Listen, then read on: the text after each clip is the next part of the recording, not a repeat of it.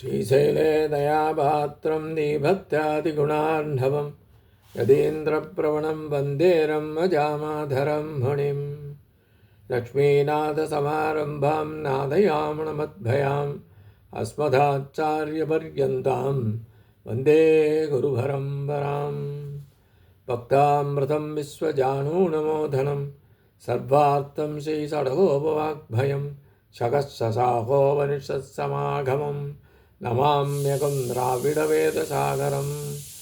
திருவழுதி நாடென்றும் தென்குருகூர் என்றும் மறுவினி அவன் பொருணல் என்றும் அருமறைகள் அந்தாதி செய்தான் அடியினையே எப்பொழுதும் சிந்தியாய் நெஞ்சே தெளிந்து ஏத்தவருங்கீர்த்தி ராமானுஜ முனிதன் வாய்த்த மலர்பாதம் வணங்குகின்றேன்.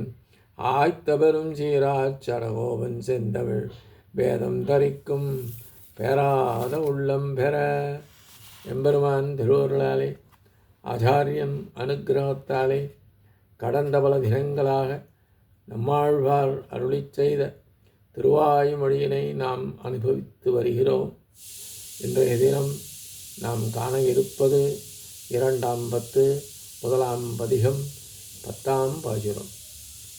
பேவாரா வேட்கை நோய் மெல்லாவி உள்ளுளர்த்த ஓவாதிராப்பகல் உண்பாலே வீழ்ந்தொழிந்தாய் மாவாய்ப் பிளந்து மருதிடை போய் மண்ணளந்த மூகா முதல்வா இனி எம்மை சோராலே.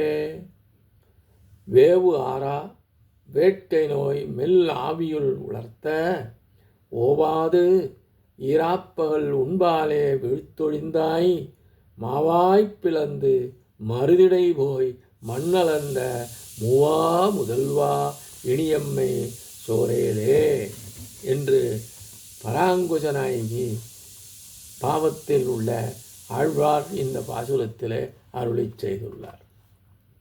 இங்கே கிருஷ்ணாவதார காலத்திலே எம்பெருமான் கேசி என்ற குதிரைவடியில் வந்த அசுரனை அழித்த நிலையையும்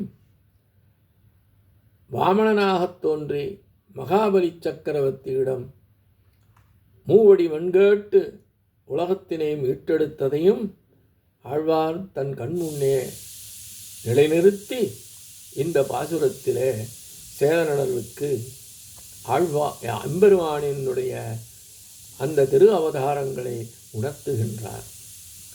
கேசி என்ற குதிரையின் வடிவில் வந்த அசுரனின் வாயை பிளந்தவனும் 2 மரங்களின் நடுவில் புகுந்து சென்று வந்தவனும் பூமி முழுவதும் அளந்தவனும் ஆகிய முதல்வனே, எத்தனை வேதனை உண்டாக்கினாலும் திருப்தி அடையாத ஆசை என்ற நோயானது ஆத்மாவை பசையற்று போகும்படி வருத்த இரவும் பகலும் உன்னிடமே நிலை நிற்கும்படி நீ செய்துவிட்டாய். இனியும் எம்மை நீ கைவிடாதே. வேவரா வேட்கை நோய் துன்புறுத்தல் என்று தொடங்கி விட்டால் முடிந்து விடாமல் நிற்காது என்ற நிலை. ஆனால் இவ்வுலகில வெந்து முடிவு பெறாமல் உள்ள நிலை இருப்பதில்லையே என்று கேட்கத் தோன்றும். அதற்கு விடையளிக்கிறார். மற்றதைப் போன்று உடலை வருத்தினால் முடிவு உண்டு, ஆத்மாவை பீடிப்பதால் எல்லை இல்லை. சரீரத்தில் உள்ள மிருதுவான தன்மை இவருக்கு ஆத்மாவிலும் ஏற்பட்டது. முதலில் வெளிச்சரீரத்தை உலர்த்திய பின் அவ்வனே அல்லவோ உள் புக வேண்டும்.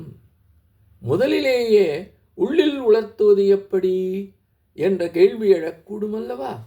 அதற்கு விடை தருகிறார். காட்டுத்தீயால் வெந்தபடி உள்ள மரத்தை அதன் பொந்தில் உள்ள நெருப்பானது உட்புறமாக எரிப்பது போன்று இராமனின் பிரிவு என்ற புறத்தீயால் கொதித்தபடி இருந்த பரதனை தந்தையின் மறைவு என்பது உட்புறம் எரித்தது என்ற இராமாயண புராணம் நமக்கு உணர்த்துகிறது. வெறும் நெருப்பு என்றால் வெளிப்புறம் எரித்து பின் உட்புறம் எரிக்கும். காதல் நோய் அப்படிப்பட்டதன்று. வெந்து போனாலும் ஆறாத ஆசையின் நோய் போன்று இரவும் பகலும் ஓயாது சிக்கிக் கொண்டவர்களால் தப்பிக்க இயலாதபடி உன்னிடம் விழும்படி செய்தாய். செய்தபின் நீ என்ன செய்தாய்? உனது முகம் காட்டாமல் நின்றாய். அதனால் என்ன ஏற்பட்டது? பிரிவாற்றாமை ஏற்பட்டது. கேசி என்ற குதிரையின் வடிவில் வந்த அசுரனின் வாயை கிழித்து அதனை நீ அழித்தாய். இது நம் எல்லோருக்கும் தெரிந்த ஒன்று. 2 மரங்களின் நடுவே போய் அந்த மரங்களை பிளந்து அசுரர்களை நீ அழித்தாய்.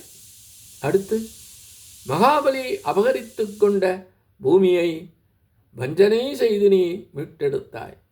எப்படிப்பட்ட வஞ்சனையாம்!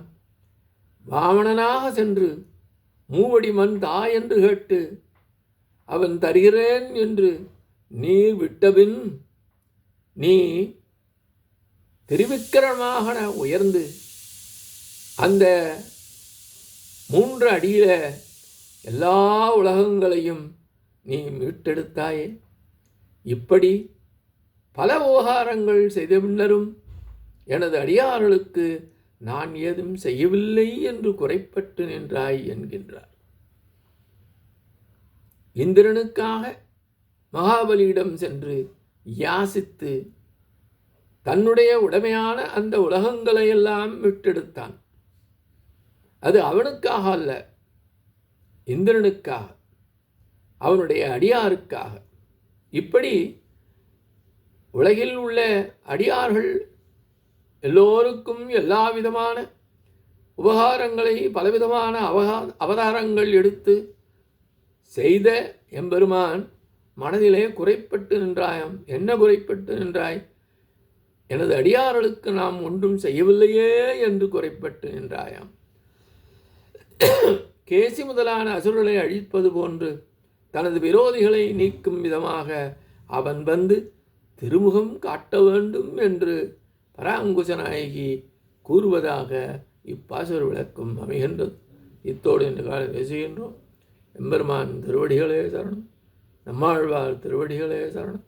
எம்பார் திருவடிகளே சரணம்.